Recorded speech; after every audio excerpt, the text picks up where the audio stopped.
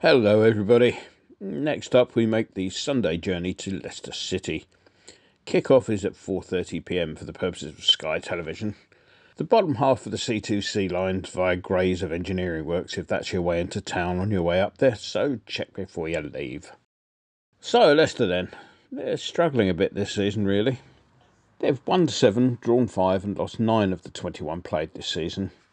Their last 6 have seen them win 2, beating a pre-window Newcastle 4-0, and Liverpool 1-0, both at home.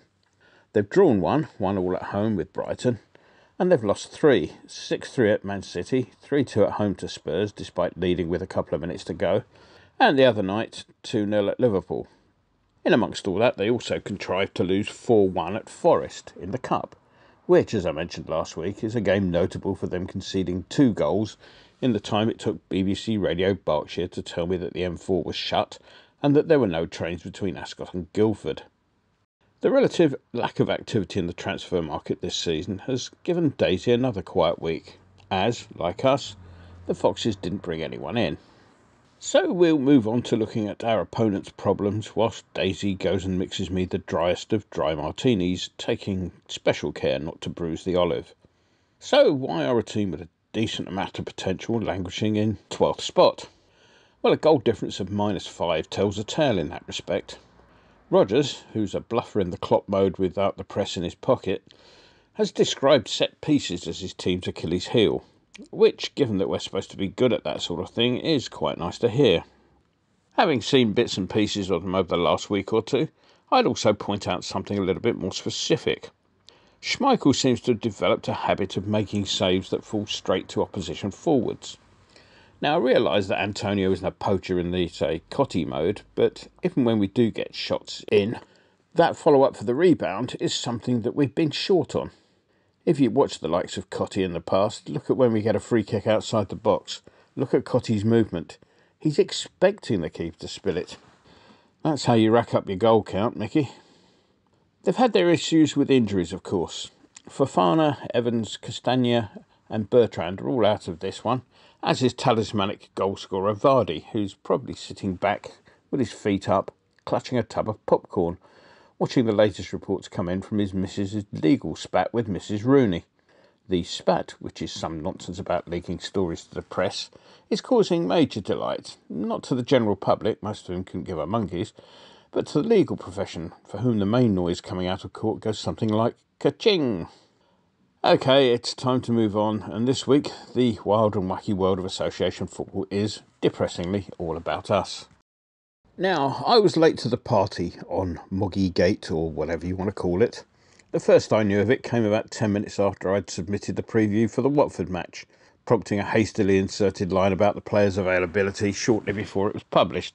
So this is the first time I've really had an opportunity to throw my tuppence worth into debate. Now, firstly, and I think this is pretty much common ground for everybody, Zuma's actions were inexcusable. Essex plodder on the case, and if he's prosecuted, I hope he gets an appropriate punishment. I suspect the FA will want in on the case at some stage as well. Of course, where opinions differ is on how the club handled it and what sort of punishment should be dished out. These opinions range from the measured, commenting on whether or not he should have been selected on Tuesday and the extent of any internal punishment, to the frankly hysterical. Now, the official line seems to be that the internal disciplinary process had not been concluded, and until that had been done, Mr. Moyes was free to select the player. On its most basic level, I suppose that would seem just about fair enough, though given the composition of our board, there's a nagging doubt that the process wasn't concluded until after the Watford game. It was more a matter of pragmatism than of actual timing. Still, on the principle of innocent until proven guilty, I think the club just about get away with selection on Tuesday. Just. Now, if you're a fellow supporter and you feel strongly enough that Zuma should never play for us again, well, I respect that review, but I disagree with it. Players up and down the country are currently playing for clubs, having committed far worse crimes, and I see no reason why Zuma should be punished any more harshly than any of them.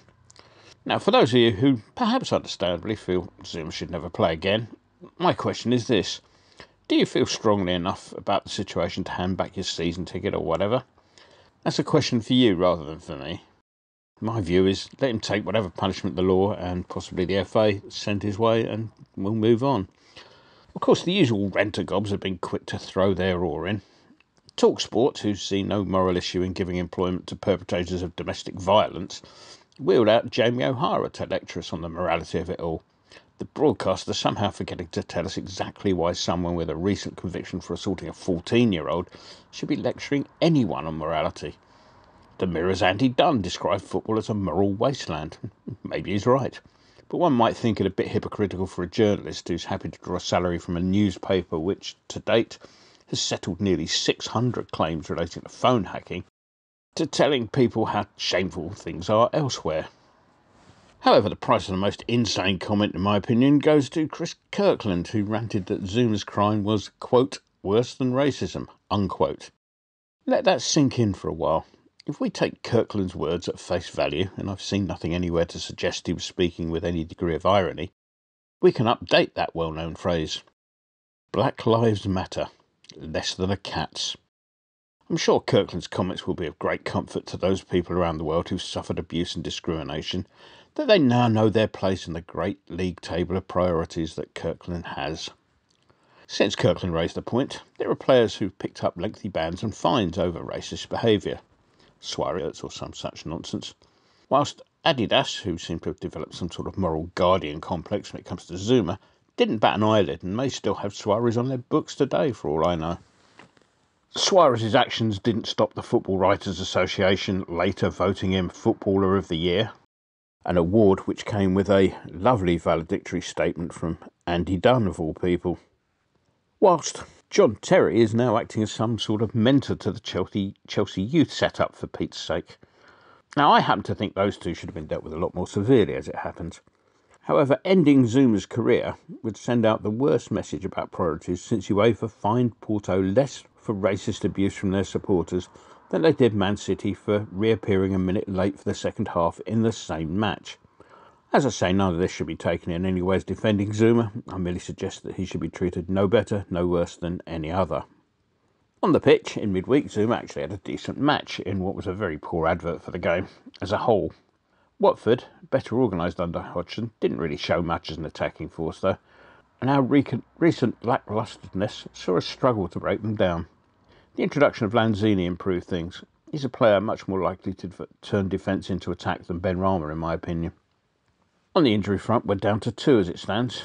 Oggy is, of course, unlikely to appear till next season, whilst Arthur is now seeking advice from a knee specialist, presumably concerning one of his knees rather than over new wallpaper for his drum. Zuma's position is uncertain. I've seen some reports suggesting that he'll be serving a club suspension, whilst others say he's available. At the time of writing, I've been unable to clear that one up. If Zuma is left at home, Diop will presumably come into the side.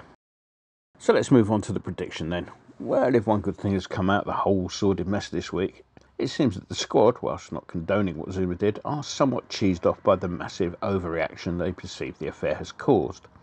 That could be a good thing in a period where performances have been subpar. Leicester on a similar run, performance-wise, but without a similar focal point to rally round. However, whilst the fired-up squad should be able to make it 4 on the trot against the Foxes, I've got a gut feeling this one's going to end up all square. So the £2.50 I was going to donate to TalkSport's favourite domestic violence charity, apparently they don't have one, will instead be placed as a wager on a 1-1 draw. Make that so, please, Mr. Winston. Enjoy the game.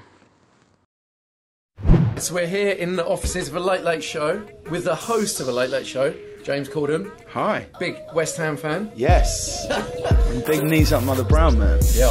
Get on the forum at kumb.com. Come on, you irons.